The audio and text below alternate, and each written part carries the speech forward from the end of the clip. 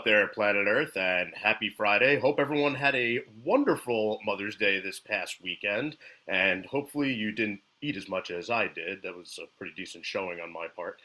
Anyway, it's Friday, and it's always Friday with me, Stephen Fry, your SMB guy.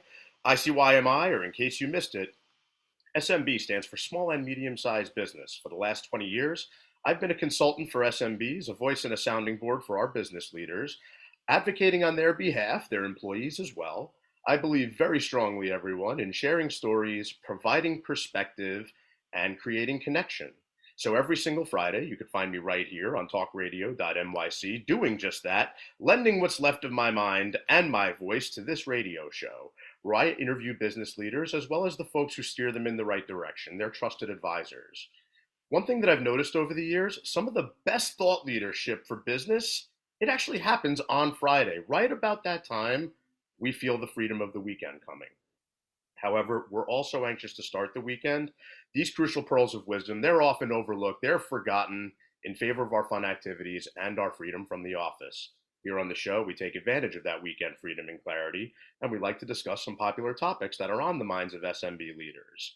Once again, the name of the show, not just a play on words. My last name means free in German, so there is method behind the madness here, people. Once again, we grilled about 8 pounds of filet last week, which led to this. I didn't help my wife clean up, which I didn't want my mom to find out, but here you go. I'm throwing it out there to the universe. Out of everybody at my house, somehow we didn't get any pictures of any of the moms with us. I'm pretty sure I posed for at least one or two. But we got pictures of the kids. Everybody's always focused on the kids anyway. So we got my daughters, we got my niece and nephew. Plenty going on. I'm really excited for our show today because I sometimes like you might plan out a theme. It might coincidentally like walk into a situation that just kind of serves that time and place. And hanging with the moms last weekend, hung out with my mom, hung out with my mother-in-law, hung out with my wife, my sister-in-law. Very strong-willed women, right? I live in a house of all women, so they'd have to be rather strong-willed to deal with me on a daily basis. But celebrating the women in my life was a great day last week. We ate, we drank, we laughed, we cried. Well, mostly my younger daughter cried because that's what she does. But I like thinking about the strong women in my life, the women who surround me. I couldn't think of a more appropriate time to have the discussion with my special guest today, which revolves all around selling in a skirt. I love the name of this company. I love the name of your book. Are you a sales professional stuck in a rut? While many of us have those moments, it happens. Are you a sales manager trying to direct women in your company? Let's face it, if you're trying to direct salespeople in general, you might have some challenges. It kind of comes with the personalities that salespeople typically exhibit, which very often can make them successful too. Engaging with salespeople and how salespeople engage with their prospects, it has little to do with what you're saying and lots to do with how you're saying it. There are invaluable and proven insights into how gender differences can affect sales outcomes and the tools and strategies to drive real results in today's marketplace, especially today's marketplace. In addition, there are plenty of humorous stories, which I love to share, about how men and women sell, about how they manage their teams, about how they lead their teams, which is always a difference between management and leadership, how they recruit, how they supervise differently. And we're going to chat just a little bit more today about all of that, learning how both genders can support each other's successes in a more productive way. Talk is cheap. We're on talkradio.nyc. We don't want this to just be talk. The goal here, once again, people, let's use the insight on the business landscape and create some more impact on Monday morning. That's the idea.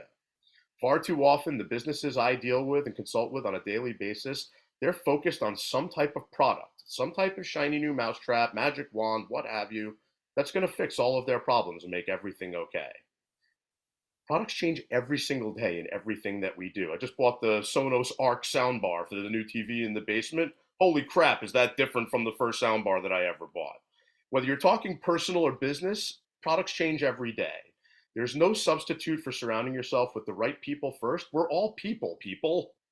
And keep a focus on the process that's going to help you achieve your goal. Some type of tangible plan of execution. You do that, the right products will present themselves. They'll be there when they're needed. Everything begins and ends with people.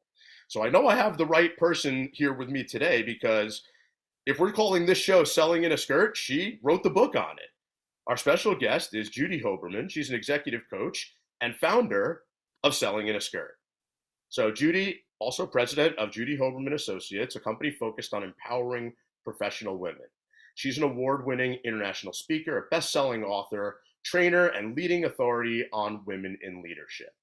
With over 3 decades in the business, she combines wisdom and humor with her behavior shaping activities, often described as transformational. Judy works with companies supporting their diversity and women's initiatives in the areas of sales, leadership, recruiting, training, and retention through executive coaching and strategic mastermind groups. She was a TEDx speaker talking about prejudging people, which I'm a big don't judge a book by its cover type of fan. She's the author of 4 books, speaking of which, including Selling in a Skirt and Walking on the Glass Floor, which I'm very excited to hear a little bit more about today. Judy's mission to help 1 woman a day by following an important philosophy. Women want to be treated equally, not identically. Judy is also the host of her own podcast called, wait for it, Selling in a Skirt.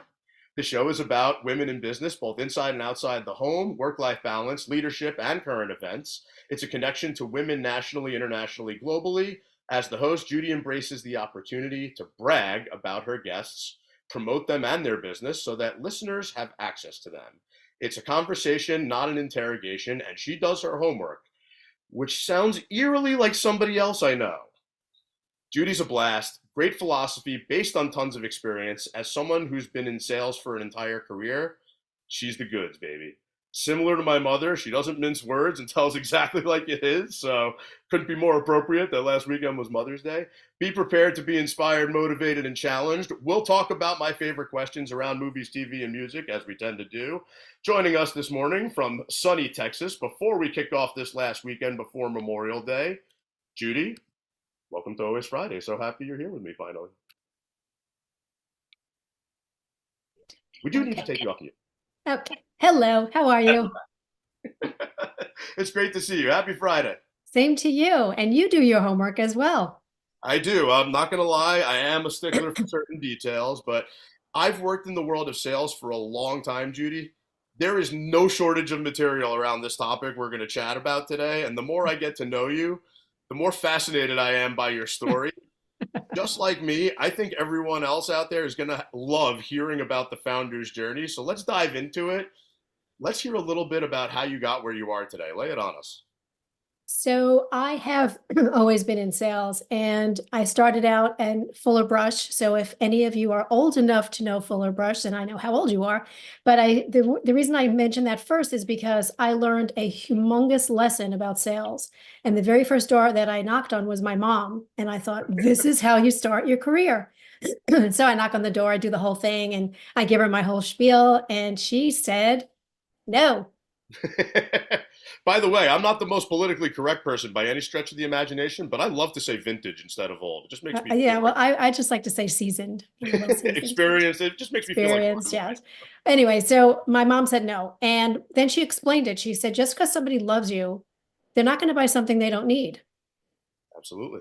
But because somebody loves you, they're going to share you with their friends. And that's what she did. She gave me referrals. I mean, really, who wants to buy brushes and brooms and stuff like that?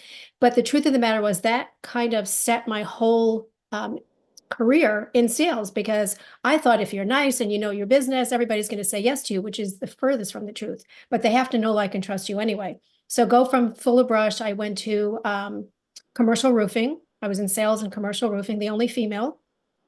And then a lot of other things. And then I finally landed in financial services. And that was where I belonged, because for some reason, I just understood the whole premise about building relationships. I didn't know the products. I didn't know anything else. I learned those, but I knew about how to build relationships. And that's really what I did. So I did that for years. Financial services, they change every day too. Totally. And because the company I was with, we built our own products, they change every minute. And you have all these people coming in and saying, well, you can't do it this way. You have to do it this way, blah, blah, blah, blah. Anyway, long story short, I ended up with 3 agencies of my own, went to the corporate side stayed there for a couple of years. And then I left because it wasn't the right space for me. And I realized if I was starting all over, what I would have wanted was somebody that looked like me, not somebody that physically look like me, but a female that would have understood being, a single mom and all this kind of stuff. And so I became that person. And I started my company in 2009 and whoop, just kept going.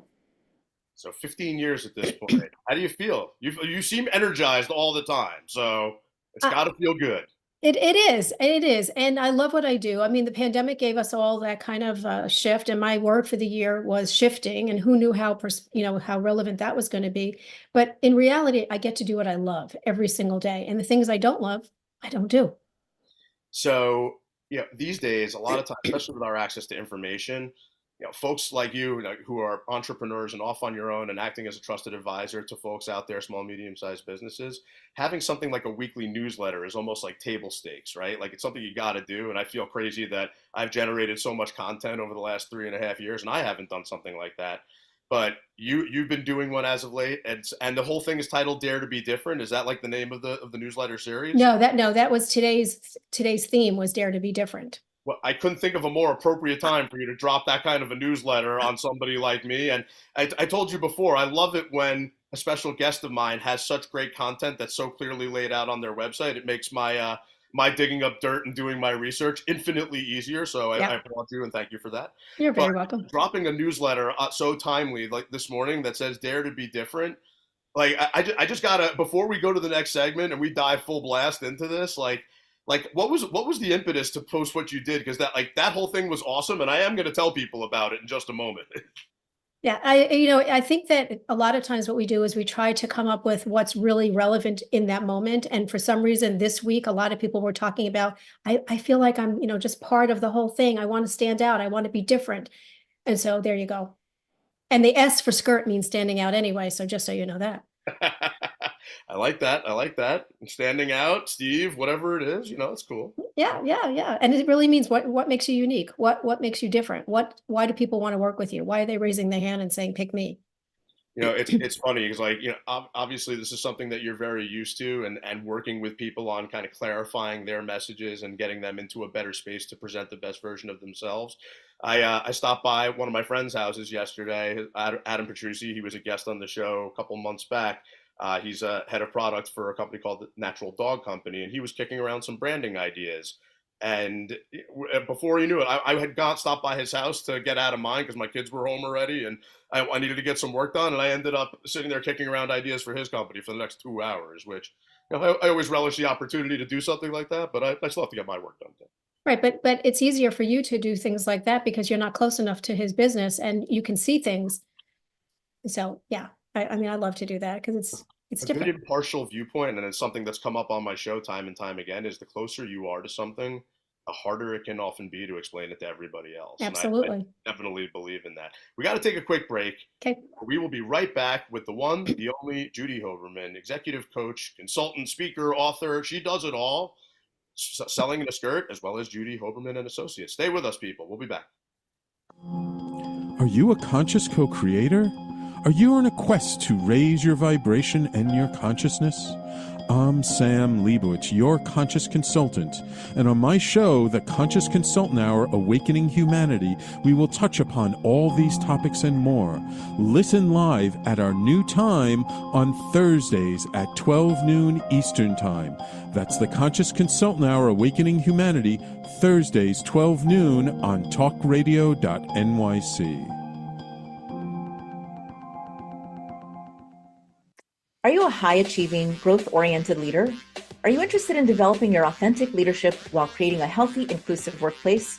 Hi, I'm Dr. Mira Brancu, host of The Hard Skills on talkradio.nyc at 5 p.m. Eastern on Tuesdays, where we discuss how leaders develop the hard skills needed to make a greater impact. We interview experts, have live coaching, and tackle these challenges. Listen to The Hard Skills on Tuesday at 5 p.m. Eastern on talkradio.nyc. Are you a business owner? Do you want to be a business owner? Do you work with business owners? Hi, I'm Stephen Fry, your small and medium-sized business or SMB guy, and I'm the host of the new show, Always FreyDay. While I love to have fun on my show, we take those Friday feelings of freedom and clarity to discuss popular topics on the minds of SMBs today. Please join me and my various special guests on Friday at 11 a.m. on talkradio.nyc. listening to Talk Radio NYC. Uplift, educate, empower.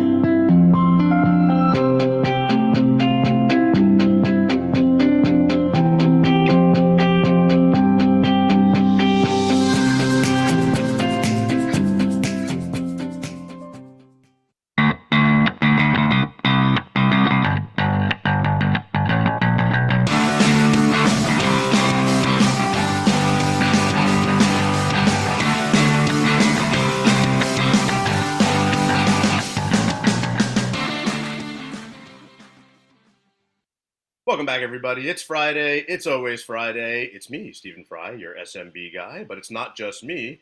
We're here with Judy Hoberman. She's an executive coach, a speaker, an author, a trainer. She does it all. Her company is Selling in a Skirt, as well as Judy Hoberman and Associates. Her book, her podcast, Selling in a Skirt. Awesome branding, awesome concept. Love it. Judy, before we dive into the method behind your madness, I wanted to just sit out by the fire pit, as I often do, and just give a quick perspective on the situation. I worked with some powerhouse women at my 9-to-5 full-time job at Engage PEO, and they actually posted some pictures of themselves this morning. Awesome crew and very seasoned professionals. But what we're going to talk about here today is so important to me. It's like, I think I mentioned to you, the first half of my career was a lot of technical knowledge, what you say, how to put the gun together and take it apart. And as of late, it's a hell of a lot more about, it's not what you say, it's how you say it, it's what they hear, it's how they feel, all that good stuff, right? So going back to your newsletter regarding Dare to Be Different, right? I can't tell you how that hit me this morning, because when I watched the video that's in the link, I'm going to read an excerpt from it and everything, but I'm a big music guy, and there's an outdoor concert start tonight by the beach in Central Jersey, and I'm hoping that the weather holds out because I really want to go to it, but this hit home really nicely with me. So it says, when you think about it, we were exposed to leadership early on with Simon Says. One person would make a move or do something and say, Simon says, touch your toes, and we all did. Eventually, we all had a chance to be Simon, and maybe some of us took it to another level by suggesting we do something that was really tough, like standing on one foot while you twirled around and threw a ball in the air that you had to catch behind you. That could have eliminated a lot of the participants, while at the same time, we would all say, wow, that's pretty cool. And a leader was born, right? Now, like Judy says, I want you to use your imagination and visualize the birth of a leader and a movement, which, since I love screwing around with the green screen, I'm going to put it up there behind me as well. Judy was watching a video called Leadership from a Dancing Guy, where an entire movement was created in less than 3 minutes. I love representations like this, Judy. This is so awesome to get a point out to people. So, Judy says in the newsletter, close your eyes and imagine you're at a music festival. Okay, and I'll help you guys along with some of my visual antics. There's a song blaring over the loudspeaker, and people are sitting on the grass, enjoying the weather, the music, and each other. Out of nowhere comes a young man who is dubbed the shirtless dancing guy, and he starts dancing by himself. Just dancing away and having a blast. What happens next is amazing. And this is actually part of the official transcript of the video, which we'll probably throw in the show notes when all is said and done. So listen for what's happening as well as the lessons, right? A leader needs the guts to stand alone and look ridiculous. Let me say that again. A leader needs the guts to stand alone and look ridiculous. But what they're doing is so simple, it's almost instructional. This is key. You have to be easy to follow, right? So then you have the first follower that comes along, and they play a crucial role because that person publicly shows everyone how to follow. You notice how the leader kind of embraces it as an equal, right? Equal, not identical, hint, hint. So it's not about the leader anymore. It's about them, plural. Notice he's also calling his friends to join in ultimately. It takes guts to be a first follower. You stand out and potentially brave ridicule yourself. Being a first follower is an underappreciated form of leadership. I thought that was a stellar point with all of this. The first follower transforms a lone nut into a leader, which, I don't think you guys have to stretch the imagination. Sometimes I look like a lone nut. The second follower is a turning point. It's proof the first has done well. Now it's not a lone nut, and it's not two nuts. 3 is a crowd, and a crowd is news. So, Judy, I love that sentiment. That was a real fun way for me to kick off the morning and get into this conversation. This is the method part of the show. The method part of the show refers to the science behind what you do. And not a crazy interrogation list, just like you, but the thoughts are, what do you do? How do you do it? And how do you go to market for it? And something like this, like just the idea of making a movement, a lot of what I do, I'm trying to make some movements happen here too. And I thought this was just a stellar point and a stellar way to start it off. So let's dive into it. Talk to everybody a little bit about the method behind Judy's madness. So the method behind my madness. When I first started out, I had no one to talk to. The only person I had, or the only people I had, was the company I had just resigned from. So I had to create my own movement. I knew nobody. I was in Dallas. I knew no one. I wasn't married at the time. My kids were grown, and here I am by myself. So I decided the way I was going to start doing my business was I was going to speak. And I spoke everywhere. Every chamber, every Rotary, every association, everything you could think of, I spoke. Okay, so yeah, that sounds great and everything. And people were saying, oh, do you know Judy Hoberman? She's awesome, where no one knew me before. However, they were not my people. So lots of people knew me, but there was no financial exchange anywhere because number one, they didn't know what I did. And number two, they weren't my people. So I had to become intentional very quickly. And I can't say very quickly because this probably took me about 3 or 4 months to realize that there was nothing coming in. And besides, when you resign, you lose your severance too. Just going to throw that out there. Yep. Anyway, so here I am, and I decide I'm going to be very intentional. So I know that my market were women, but women is a big category. So I had to decide, they were going to be executive women and so on and so forth. But then I also had to start seeding it. So I didn't have a follower to, make sure that I was the leader. So what I had to do was I would have to say, so when I was with my coaching client, Steve, and here, blah, blah, blah, blah, or when I was when I was in a corporate setting with ABC, blah, blah, blah, I would have to start saying things and they would say, oh, you're a coach. Oh, you're a trainer. All of a sudden things started to make sense as opposed to just being that lone nut, because I was a lone nut for a long time. and the jury might still be out with me, but the video that you shared with everybody, so meaningful, so impactful, and again, within 3 minutes, that really one lone nut create an entire movement. And nobody wanted to be the one sitting anymore. They all wanted to get up because they wanted to be part of. Most people want to be part of. They don't want to be, even though, you want to be unique and everything else. The truth of the matter is people want to belong somewhere. So they all belonged in this music video, in the music festival, they all belonged now. And it was very funny to watch it because it really is only 3 minutes. Seriously, only 3 minutes. More than ever with social media, like the FOMO factor is rampant. Like even me, right? Like this band's a Grateful Dead cover band that's playing at the Jersey Shore later tonight in a venue that I go to all summer when my kids are at sleepaway camp because I can actually get out and do stuff. And nobody's making any noise about it, probably because Memorial Day weekend is universally considered to be, this is when we can actually start the beginning of the summer. Yeah. Outside. Not for me, because since I moved to the suburbs, Memorial Day weekend means dance recital for my daughters. So every single one has been shot since I moved to the suburbs. But I'm like, if the rain holds out, which it looks like it might just be overcast later, I'm definitely going to this thing. But a lot of it's because I was like, how can I miss out on this band playing 20 minutes from my house in this venue? Yeah. Yeah. But that's, that's what happens. And, when you said social media, with social media, you can really create a movement. You really can. And some of the things that I do, which actually helps bring awareness, is when I write articles, like if I was writing this newsletter and I was referring to an article, I would tag the whatever the publication is, I would tag the contributing writer. I would tag anybody that has anything to do with it, because all of a sudden you start to see people, like I've gotten so many people that have written articles following me now.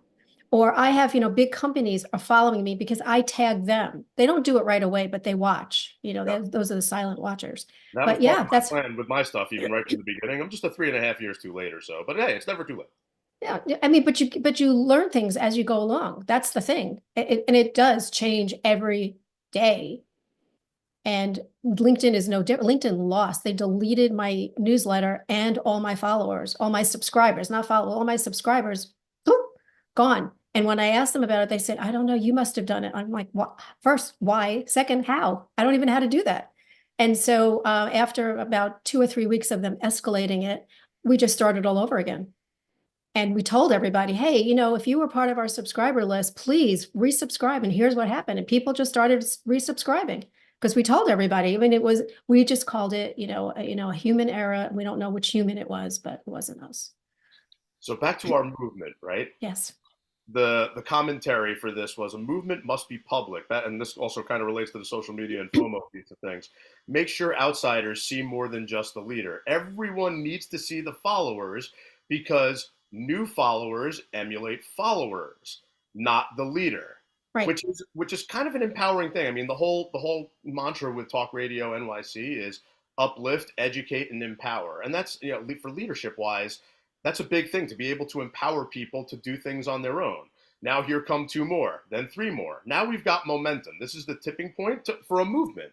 As more people jump in, it's no longer seen as a lone nut. It's no longer seen as risky. If they were on the fence before, there's no reason not to join now. When I saved this picture on the computer, I called it the in crowd. Like they'll be part of the in crowd if they hurry, right? So like back in the article, it says, like in the newsletter, it's like, now open your eyes. Can you see how leadership can be created? Whether it's Simon Says or the crazy lone nut dancing guy, leaders can be anyone who take the lead and run with it. And this is actually, it's a conversation I get into all the time, because a lot of times I can be a leader, and so can even my daughters. Like they'll try to be directors and seize the reins, but my wife, not so much. Like she likes to follow folks. Like, so she likes someone to kind of set the stage before she runs with it. Well, it's very interesting because my husband is a retired colonel, and he was on my when I had my live radio, he was on, and then he's been on a few times, and he brought up a topic called followership. And I thought it was a Yogi Berra word. I'm like, what the heck is followership? And he said, as a leader, you have to know when to lead and when to follow. And they're both really important positions. And if you can't follow, then you can't lead. And so, yeah. I couldn't agree more. I think that's actually a great sentiment. Yeah. So, that is something a lot of times where, especially with salespeople, talk about whether you're man or woman or whatever you identify as nowadays. It's tough to train salespeople sometimes because some of them do have trouble following, right? Like, and again, like leadership isn't always leadership. Sometimes it's management, and sometimes it's glorified management, right? Yeah. But if people can't, empower other folks to do bring out the best version of themselves, and then follow themselves, like with the movement that they're creating, it's like, then become a spectator, become a follower, become somebody who's coming to the party a couple minutes later. It gives you almost like a little bit of a different experience and a different perspective. Right. But especially in the world of sales, I don't know if you've experienced it the same way I have. That type A, dominant, driving, ego expressive type of personality, sometimes it prevents people from actually letting that happen. Right. But you also have to know when you lead and when you're the backup dancer. Yep. Because that's an important part. You can't be the headliner all the time on the marquees. Even the most famous, stellar athletes, even the most famous actors, singers, whatever, they're not always the lead name on the marquee. Period. And even if they are, like, look at Taylor Swift, look at her dancers. Everybody talks. I have 2 daughters. I know, but everybody talks about her dancers, and they know their names, and they know what they're going to be doing, and they watch for that. I mean, she's amazing, but they're also watching the followers. Their job is to be the followers.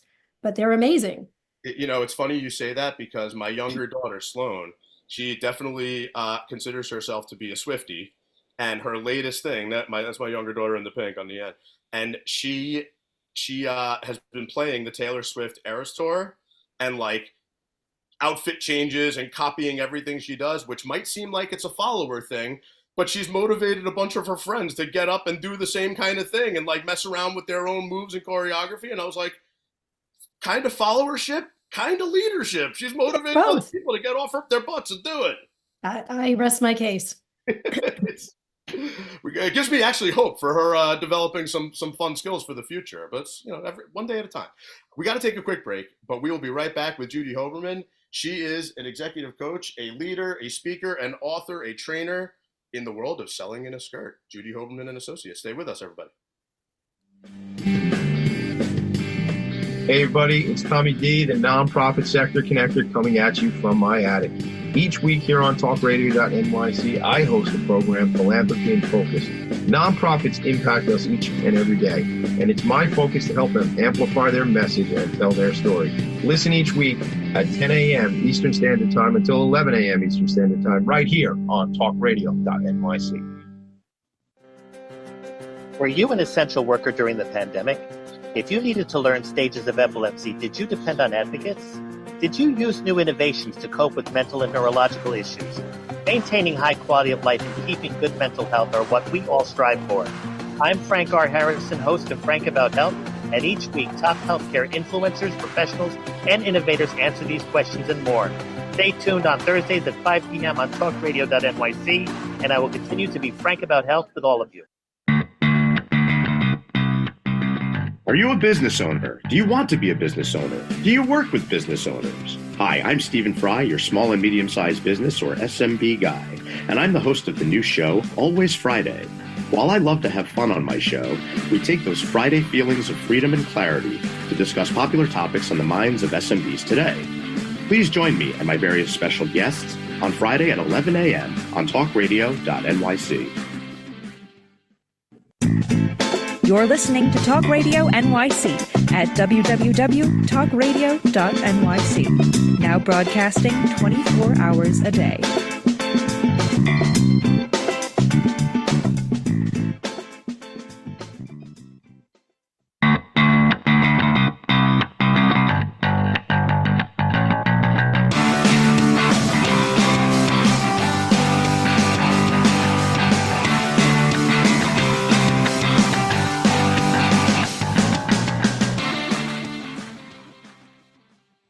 Welcome back to Always FreyDay with me, Stephen Fry, your SMB guy. We are chatting with Judy Hoberman. She's the author of Walking on the Glass Floor and Selling in a Skirt. Her company is Judy Hoberman and Associates. Speaker, trainer, author, coach. She has been around the world of sales for the majority of her career and helps to make it a little bit more human, a little bit more focused on bringing out the best in people.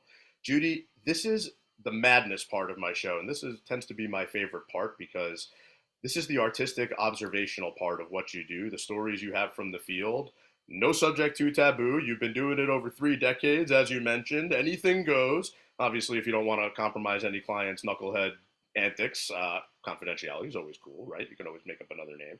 Before we dive full blast into your stories, which I can't wait to hear, there were a couple of other tidbits that you included in this newsletter, which I had to tee up for the madness segment, because it talked about the qualities of a successful leader, which I think is important. We were kind of getting there in the last segment, not only the ability to lead, but the ability to follow, right? So you write here, the successful leader has a vision, which I know a lot of people struggle with, but it's very important.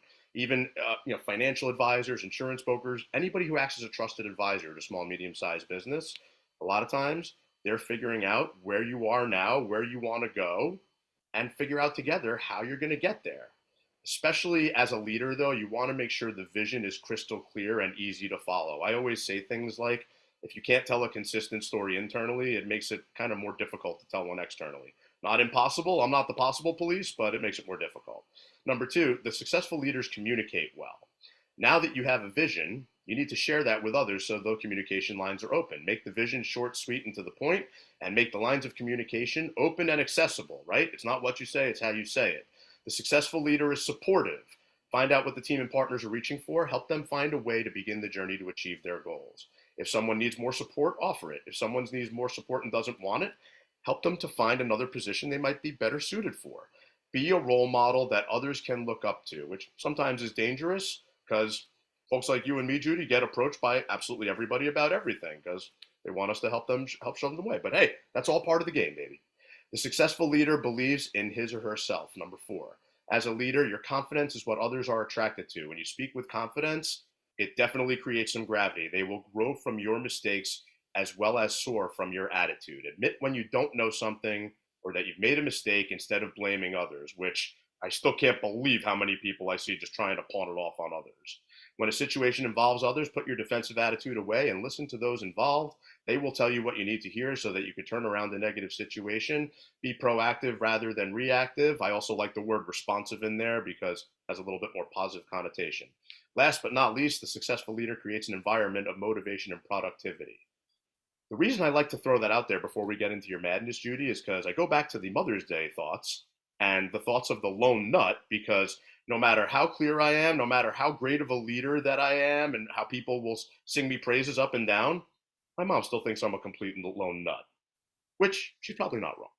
But yeah, again, it comes across in how you communicate. I think speaking with authority and concreteness is very valuable here. So Judy, I know you've been around a lot of madness in your day. We want you to share some of it with the audience. Tell us a little bit about your role. So when I think the madness was more when I was in the corporate side. I think that's where most of the madness was. Probably.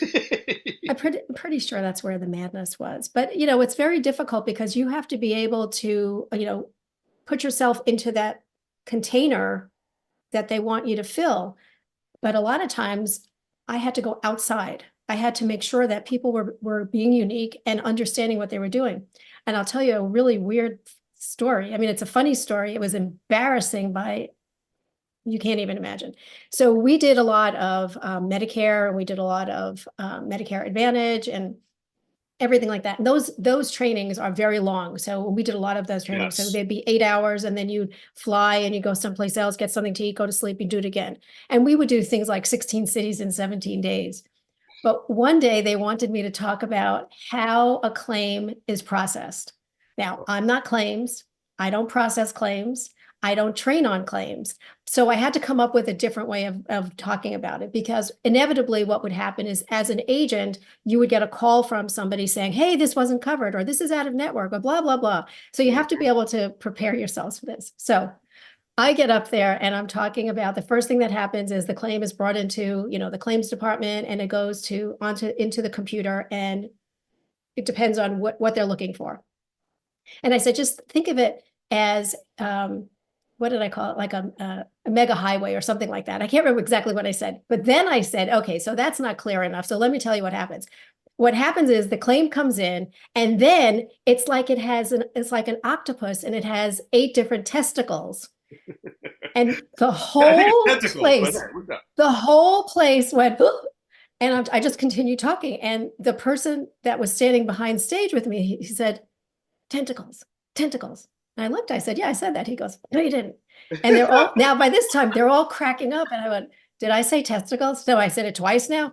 And they're all cracking up. So everyone has to remember that speech, Judy. Everyone, well, and they also remembered how a claims was paid now. That's even better. Because now they realize, you know, just picture the octopus, whatever part you want to say of the octopus and the claim, you know. So yeah, so that was like a really weird one. It was a really weird one. But I mean, I had lots of clients that also could drive you up a wall. You know, I have clients that would tell you something that you know wasn't true, and you know, you're doing an application and you know it's not true. And, you know, you have to keep asking it in different ways, and they keep telling you, you know, like a woman told me, well, a woman said to me that she has, you know, she has a diagnosis from her doctor that she has an enlarged prostate. And I said, excuse me? And she said, yeah, I have an enlarged prostate. And this is back in the 90s. Okay. So we're not talking about. It's a doctor who told you this, right? Okay. And I said, do you have that in writing? And she said, I'm sure I do. And I said, an enlarged prostate? She said, yes. Like, I mean, it wasn't true. It couldn't be true. It wasn't true. I mean, so, and you just keep going and you say, okay, well, you're going to get a call from an underwriter, you know, just make sure that, you know, whatever. So you have you're prepared to explain the prostate. Or, you know, or people would say to me, well, you know, just guess how old I am or guess how much I weigh. I'm like, I can't play that game. But, you know, it's like these things like that just make you crazy. And you're just like, just tell me, please just tell me. I don't want to do that. However, they'll be the first ones to ask you how much money it is. I can't tell you without the answer the question. Right. But then they'll say to you, they'll tell you how old they are. And I'm thinking to myself, oh, you're younger than I am. Wow. You know, or you're older than I am. Wow. Or you, And you think you have a prostate? Wow. That's in your head. But I mean, it was a lot of fun. Going out on my own was very different because you don't ask those kind of questions because it doesn't matter. But you do ask, questions about where you are and where you'd like to be and, all those kind of things. And how are you doing with your productivity, or how are you doing in this? Or do you need help with clarity? And you ask these questions. And sometimes even people that what they do, you have no idea what they're telling you. And you're thinking, what? And 5 minutes later, they're still talking about what it is that they do, and you still don't understand.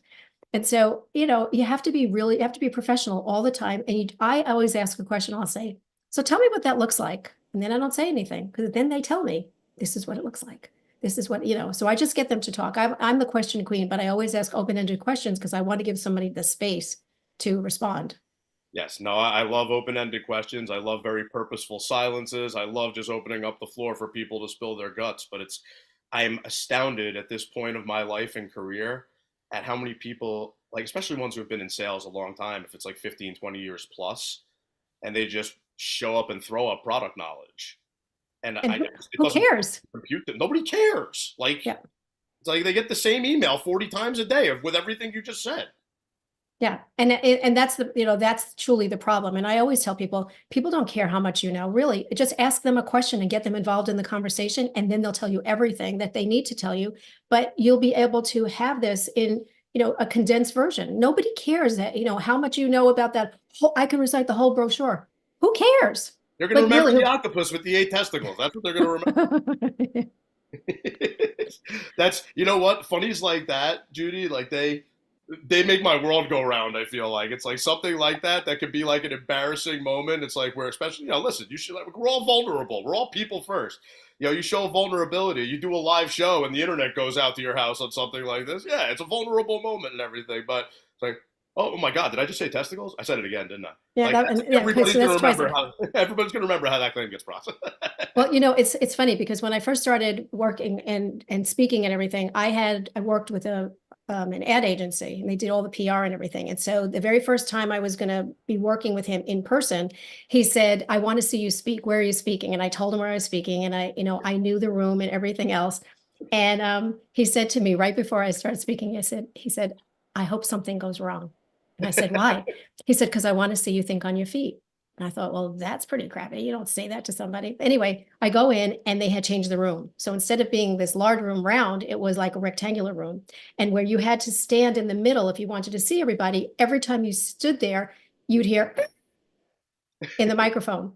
And so you couldn't move at all. And I like to move and I like to talk with my hands. So I'd move to the left, I'd move to the right, and it's screeching. So I knew I had to stand in one space. So what I had to do was I said, okay, everybody here, you're going to see me talking first, and then I'm going to flip around. So you're not going to have the best angle that side, and so he was cracking up. That's awesome. From that point, he took me to this office building because I was going to be on CNN headlines. He didn't tell me that before. It was an empty office building. There was no furniture. There was like a plastic plant. He went to his car, he picked out a pair of pants that was going to the cleaners, put it over this table so it looked like a tablecloth, and here I am on CNN. He said, one day we'll laugh about this. I said, I'm laughing now. Yeah, 100% laughing now. And sometimes that's how some of the best stuff happens too. But, it's all the more reason why, I want to see how you think on your feet. I had a couple of weeks off. I was doing some things from my personal world over the last few weeks, but I had interviewed my buddy who's a home inspector and also a stand-up comedian, a while back, a couple of weeks ago. And there's actually in corporate America, there's training classes now on improv comedy, specifically so you can think on your feet. And that's what they should have. I always said that. Always. Yeah. It's funny, while you're sitting there telling me these stories, I'm thinking about, your website and the content and, how you have things like the trusted partner types of logos out there. And I'm just like, which one of these is going to have the octopus with the 8 testicles as the mascot? I really don't know. But there's definitely a story out there somewhere. It's like, nothing creates stickiness like a funny story like that. Yeah. Everybody remembers it. Yeah. We got to take a quick break, but we will be right back with the master, the storyteller, the speaker, author, coach, consultant Judy Hoberman. Selling in a Skirt is one of the books. It's the mantra. Company is Judy Hoberman Associates. Stay with us, everybody. We'll be right back. Are you a high-achieving, growth-oriented leader? Are you interested in developing your authentic leadership while creating a healthy, inclusive workplace? Hi, I'm Dr. Mira Brancu, host of The Hard Skills on talkradio.nyc at 5 p.m. Eastern on Tuesdays, where we discuss how leaders develop the hard skills needed to make a greater impact. We interview experts, have live coaching, and tackle these challenges. Listen to The Hard Skills on Tuesday at 5 p.m. Eastern on talkradio.nyc. Hey everybody, it's Tommy D, the nonprofit sector connector, coming at you from my attic. Each week here on talkradio.nyc, I host the program Philanthropy in Focus. Nonprofits impact us each and every day, and it's my focus to help them amplify their message and tell their story. Listen each week at 10 a.m. Eastern Standard Time until 11 a.m. Eastern Standard Time, right here on talkradio.nyc. Are you a conscious co-creator? Are you on a quest to raise your vibration and your consciousness? I'm Sam Leibowitz, your conscious consultant, and on my show, The Conscious Consultant Hour, Awakening Humanity, we will touch upon all these topics and more. Listen live at our new time on Thursdays at 12 noon Eastern Time. That's The Conscious Consultant Hour, Awakening Humanity, Thursdays, 12 noon on talkradio.nyc.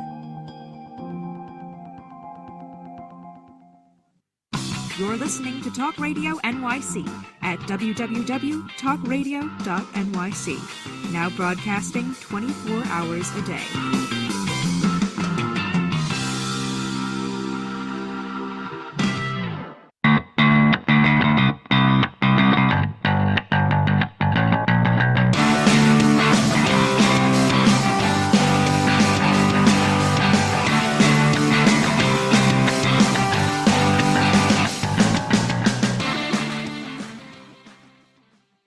Welcome back to Always Friday with me, Stephen Fry, your SMB guy. We are chatting with Judy Hoberman. She has authored 4 books, 2 popular ones we keep referencing here, Selling in a Skirt. It's her website. It's her mantra. And also Walking on the Glass Floor, which I wanted you to talk a little bit about that too, Judy. That was a fun way that book came up, and I was able to relate to it a little bit. But this is the end of the show. Here is the message segment. The whole idea when I started doing this, Judy, during the pandemic, from Weekend Insight to Monday Impact. Yes, tons of plays on words with my last name, but if people only hear the end of the show here, we want them to hear a couple of sound bites they can really take action on when they go back to the office on Monday. Both from your own experiences in your travels, but also from the work that you do in the field with your clients. And you have so much wisdom and experience to impart on these folks. And I've made some notes while we're sitting here talking. When I think about some messaging here, that the whole idea of dare to be different and be that lone nut is so meaningful to me. Especially in my world of even trying to explain things to my mom of things I'm involved in, ventures, even my day-to-day 9-to-5 work that I do. I feel like no matter how much I simplify it in 60 seconds, I can get people into it and understanding it. And somehow I'm never going to be able to explain it to her, but I'm working on it. Maybe you can help me a little bit. But if people only hear the end part of the show, what kind of sound bites can we drop on them to get them to spur into action? I know you have a lot of them, so lay them on us. Well, the first thing that I would always say is know your people. You need to know your people, period, end of discussion. What that means is truly whether you are selling to people, whether you're working with people, whether people are working for you, it doesn't matter. You need to know them. And you need to know what makes them tick. You need to know why they're there. And when I would recruit people, I would always say, tell me 3 things that I can expect from you. Tell me 3 things you want to expect from me. So I would know my people. I would know their journey. I would know everything about them. And people would stay. And when I do it now with, hiring, when people are hiring me or when I'm looking for new business, I need to know that they're my people. So I would say that is something, and people, when they know me, they go, I know. I didn't get it because they're not my people. Mm-hmm. So that's we talked about that. I think it was last week, and I saw some things, even some cold emails coming to me about the companies that want me to take their lead generation tools and all that about ICP. Remember Ideal Client Profile, or when I was a kid, Insane Clown Posse, some crazy punk music group.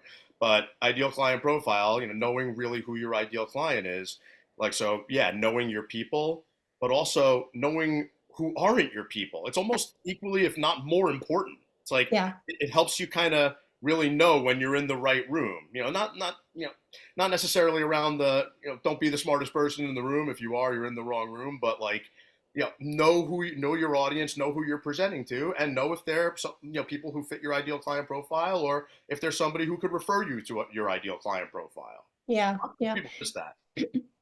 And there's another thing, that my husband's a retired colonel. So when I talk about the colonel, that's who it is. So when I first met the colonel, he would say things to me like, you're working too hard and you're always this and this and this. And there was a very difficult client, and he said, just listen to what I'm going to say to you. He said, people will qualify or disqualify themselves right in front of you. Oh, yeah. You just have to watch. I had no idea what that meant until I actually saw it. And so there's a thing about knowing your people and not the people that are not your people. They disqualify themselves. And even some of the things that you said just now, if you like, telling people, asking people, what are 3 things I can expect from you?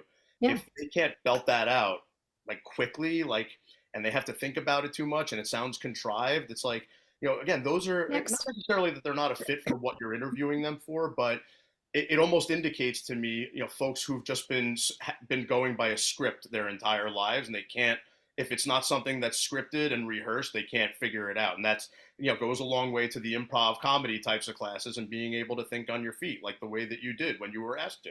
Yeah. And the other thing is, I have a great 4-letter word that I use quite often, and it's next.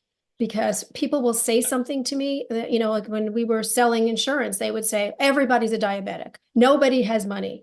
And so I made this bright purple blingy sign. And every time they would do that, I would hold it up and say next. And so after a while, I didn't need the sign anymore. I would just go, and they go, yeah. And even now, decades later, they'll say something to me on Facebook or LinkedIn. They'll go, hey, I just did a next today, So, yeah. But you were talking about walking on the glass floor, and it's a very interesting thing, because a lot of the things we're talking about is what happened with walking on the glass floor. I had live radio like you have, and then I did podcasts, and I had written books, but I was also a contributing author. And the colonel always said to me, you should write another book. You have so many stories. And I'm like, I don't want to write a book. I don't want to write a book. But what happened was, when I did my show, I did a monologue in the beginning, kind of like the way you do things. And so each monologue was a different portion of leadership. And it turned out it was like 7 different parts of leadership. So I printed out all the monologues. We had hundreds of them, and we just divided them into the quality of a leader. And they were 7 different qualities, which is walking on the glass floor. That's how the book came about. It wasn't the interviews, it was the monologue about the interviews. It hits home so much, Judy, because that was a big part of my plan with this from the beginning. And I wanted to write the book myself, and I'm like, I'm busy as hell with my kids and everything. I spoke to ghostwriters. This was like 3 years ago, after I had just finished doing the first handful of episodes. Now it's like 150 some odd episodes, and I'm infinitely in a better position to do it. And I still it's been part of the plan the whole time. I need to get off my ass and do it, and have the right people around me who can help me execute it. But you said something so important there, and I'm glad this is where things went to kind of tie up everything that we've been talking about. This is a soundbite that you see in a couple of spots on all of your content, and even with some explanation behind it. Leadership and sales, they go hand in hand, right? Yeah. One without the other, it's incomplete, right? It is. And that's why I feel like when I see so many people showing up and throwing up product detail, I think those people didn't have leaders. They had managers who were asking, oh, are you at quota for the month? And how many deals you need to get there? And what are you going to do in order to get your deals? And it's like, you're not empowering them to think for themselves and what works for them. You're trying to manage them to a number, to a product, to a value, instead of, them really being able to think on their feet and learning who they are and what they do and what their differentiators are. Yeah, but if as a leader, you have to sell the opportunities. You have to sell things to your team. As a salesperson, you also have to lead. If nobody else, you have to lead yourself. So yeah, that's what it is. So get in touch with Judy. Judy's, again, sellinginaskirt.com is the website. Emails Judy at sellinginaskirt.com. It's like, this is why I wasn't sure that you were in Texas. I read it somewhere, but you have a Connecticut cell phone number. That's why I kept thinking you were on the same time zone as me. So happy you made it here. I know you had some webinars this morning. Yeah. Judy, this is ever since I first met you 6 months ago, or a little bit more actually, I was dying to interview you on the air. So thank you so much for making the time. I'm glad it happened. So thank you.